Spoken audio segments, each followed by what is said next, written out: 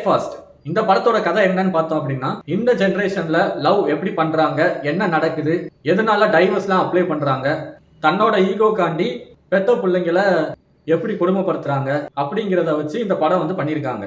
படத்தோட first half எப்படி இருக்கு அப்படின்னு பார்த்தோம்னா, ஒரு 2 லவர்ஸ் வந்து சண்டை போட்டு டைவர்ஸ் வாங்குறதுக்காண்டி கோர்ட்டுக்கு போறாங்க. அவங்க வந்து இந்த மாதிரி நீங்க கவுன்சிலிங் போயிட்டு வாங்க, அங்க அவங்க சைன் பண்ணிட்டாங்க அப்படின்னா நாங்க உங்களுக்கு டைவர்ஸ் கொடுத்துறோம் அப்படின்னு சொல்லி அவங்ககிட்ட அனுப்பி விடுறாங்க. அங்கதான் கஸ்தூரி வராங்க. அவங்க இவங்க 2 பேர்த்தையும் சேர்த்து வைக்கணும் அப்படிங்கிறதுக்காண்டி ஒரு லவ் ஸ்டோரி சொல்றாங்க. இந்த படம் வந்து அடுத்த வாரம் ரிலீஸ் ஆக போகுது, கண்டிப்பா போய் நீங்க தியேட்டர்ல பாருங்க அப்படின்னு ஒரு லவ் ஸ்டோரியை சொல்றாங்க. அந்த லவ் ஸ்டோரியை கொஞ்சம் கொஞ்சமா கேட்க கேட்க அந்த பொண்ணுக்கும் பையனுக்கும் ரொம்ப இன்ட்ரெஸ்ட் ஆயிருக்கு. அந்த பையன் யாரு, அந்த பொண்ணு யாரு அப்படிங்கிற விஷயம் கொஞ்சம் வெளியே வருது. அவங்க சொன்ன அந்த கதையில லவ் ஸ்டோரி என்ன நடக்குதுன்னா, கிடைக்கிற எல்லா வேலையும் பார்க்கக்கூடிய ஹீரோ அவரோட ஃப்ரெண்டுனால இன்ட்ரோடியூஸ் ஆகி ஒரு கம்பெனிக்கு ஒரு மிஷினை ரிப்பேர் பண்றதுக்கு போறாரு. அங்க ஓனரோட பொண்ணு, அந்த பொண்ணு தான் ஹீரோயின். இவர் மிஷின் சரி பண்றதை பார்த்து எல்லாருமே வேந்துடுறாங்க. இப்ப மறுபடியும் ஒரு நாள் அந்த ஹீரோயினும் அவங்க அப்பா, அந்த கம்பெனியோட ஓனர் 2 பேரும் கார்ல போய்கிட்டு இருக்கும்போது ஹீரோ வந்து குப்பை அள்ளுறத பாக்குறாங்க.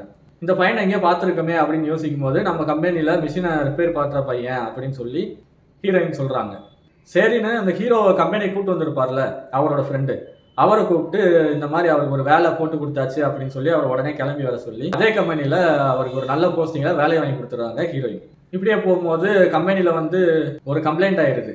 அவங்க ப்ராடக்ட் பிஸ்கெட்டை சாப்பிட்ட குழந்தைங்க வந்து மயக்கம் போட்டு விழுந்துடுறாங்க. அதனால ஹீரோயினை வந்து போலீஸ் வந்து அரெஸ்ட் பண்ணிட்டு போயிடுறாங்க. ஹீரோ வந்து இது நம்ம பிஸ்கெட் தானா அப்படின்னு செக் பண்றாரு. அந்த டூப்ளிகேட் கம்பெனி யாரு அப்படின்னு கண்டுபிடிச்சு அவங்கள போலீஸ்ட பிடிச்சி கொடுக்குறாரு. இதனால ஹீரோயினுக்கு வந்து ஹீரோ மேல லவ் ஆயிடுச்சு. இது வந்து அந்த ஹீரோயினோட அப்பாவுக்கு தெரிஞ்சு அவருக்கு வந்து கொஞ்சம் எதிர்ப்பு தெரிவிக்காரு. இப்போ படத்தோட செகண்ட் ஹாஃப் எப்படி போகுது அப்படின்னு பார்த்தோம்னா, அப்பாவுக்கும் மகளுக்கும் வந்து சண்டைகள் ரொம்ப அதிகரிக்குது. சரின்னு ஹீரோவை கூப்பிட்டுட்டு அவங்க வந்து ரிஜிஸ்டர் மேரேஜ் பண்ணிக்கலாம் அப்படின்னு போயிடுறாங்க. ஹீரோ வந்து ஃபேமிலி தான் முக்கியம் அப்படின்னு நினைக்கிறாரு. அதனால ரிஜிஸ்டர் மேரேஜ் பண்ணிக்கல. பொண்ணோட வீட்டுக்கே கூப்பிட்டு வராரு. அங்க வந்து சுச்சுவேஷன் சரியில்லாதனால அவங்க முன்னாடியே தாலி கட்டி கூப்பிட்டு போயிடுறாரு. சரி கல்யாணம் ஆயிடுச்சு, இப்போ நல்லா இருப்பாங்க அப்படின்னு பார்த்தா கல்யாணம் ஆனதுக்கு அப்புறம் நல்லா தான் இருந்தாங்க. ஆனா அவங்களுக்குள்ள இருக்கிற ஈகோ கொஞ்சம் கொஞ்சமா இடிக்க ஆரம்பிச்சது. ஹீரோவோட அப்பா அம்மா ஊர்ல கஷ்டப்படுறாங்கன்னு தெரிஞ்சு ஹீரோயின் வந்து அவங்கள வீட்டுக்கு கூப்பிட்டு வந்துருங்க, நம்ம பார்த்துக்கோன்னு சொல்லி கூப்பிட்டு வந்துருவாங்க. அவங்க அப்பா அம்மா பண்ற சில பல சின்ன சின்ன தப்பை பார்த்துட்டு இவங்க பெரிய தப்பா நினைச்சு மிஸ்டேக் பண்ணிடுவாங்க ஹீரோயின். கொஞ்ச நாள் கழிச்சு ஹீரோட்ட கேட்காம அவங்கள போய் முதியோர் இல்லத்துல சேர்த்து விட்டுருவாங்க. அதை பார்த்து கோபமான ஹீரோ திரும்ப போய் அவங்கள கூட்டு வந்துருவாரு. கூட்டு வந்தோடனே ஹீரோயினுக்கும் ஹீரோவுக்கும் ரொம்ப மிஸ் அண்டர்ஸ்டாண்டிங்ல அடிதடி சண்டை ஆகி போகும். அதெல்லாம் பார்த்துக்கிட்டு இருந்த அவங்க அம்மா அப்பா வீட்டை விட்டு வெளில போயிடுறாங்க. போனவங்க என்ன ஆனாங்க அப்படிங்கிறது நீங்க இந்த படத்தை கண்டிப்பா தியேட்டர்ல பார்த்து தான் தெரிஞ்சுக்கணும்.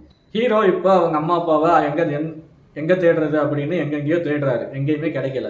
ஹீரோயினும் ஒரு சைடு கர்ப்பமா இருக்காங்க. அவங்ககிட்ட ஹீரோ பேசுறதே கிடையாது. ஹீரோயின் வந்து கர்ப்பமா இருக்கேன், ஆனா என் கூட பாசமா பேச யாருமே இல்லையே அப்படிங்கிற கோபத்துல அவங்க வார்த்தையை விடுறாங்க. ஹீரோ பாஸ்போர்ட் எடுத்து வச்சிருந்த திமிரில் அவர் என்ன பண்றாரு, நான் உன்னை விட்டு போறேன், நீயே பார்த்துக்கோ அப்படின்னு அவர் வேகமா கிளம்புறாரு. அந்த டைம்ல ஹீரோயின் வந்து பாஸ்போர்ட்டை எரிச்சிருக்காங்க. இதை பார்த்த ஹீரோ ரொம்ப கோவப்பட்டு 2 பேத்துக்குள்ள மறுபடியும் மிகப்பெரிய சண்டையா வந்து வீடே தீப்பிடிச்சு எரிஞ்சிருது. அதுக்கப்புறம் என்னங்க, இவங்களும் டைவர்ஸ் வாங்கி பிரியறதுக்காண்டி தான் அந்த கோர்ட்டுக்கு போறாங்க. ஆனா இவங்க டைவர்ஸ் வாங்கினாங்களா வாங்கலையா, பிரிஞ்சாங்களா சேர்ந்தாங்களா அப்படிங்கிறத அந்த கதையோட கிளைமேக்ஸ்ல அந்த பொண்ணும் பையனும் வந்து கேட்டுக்கிட்டு இருந்த அந்த கதையில ஒரு ட்விஸ்ட் அண்ட் டர்னிங்கா அந்த பொண்ணு வந்து கண்டுபிடிச்சிடுறா ஒரு விஷயத்த. ஒரு மனசாட்சியே இல்லாத ஒரு அம்மா தன்னோட ஈகோக்காண்டி பெத்த பிள்ளைக்கு இப்படி ஒரு விஷயம் பண்ணலாமா ஹாஸ்பிட்டல்ல அப்படின்னு இது வரைக்கும் பண்ணாத ஒரு சீனை இந்த படத்துல பண்ணியிருக்காங்க. இதுக்கு பதிலாக அவங்க 2 பேரும் இறந்திருந்தாலே நல்லா இருந்திருக்கும்.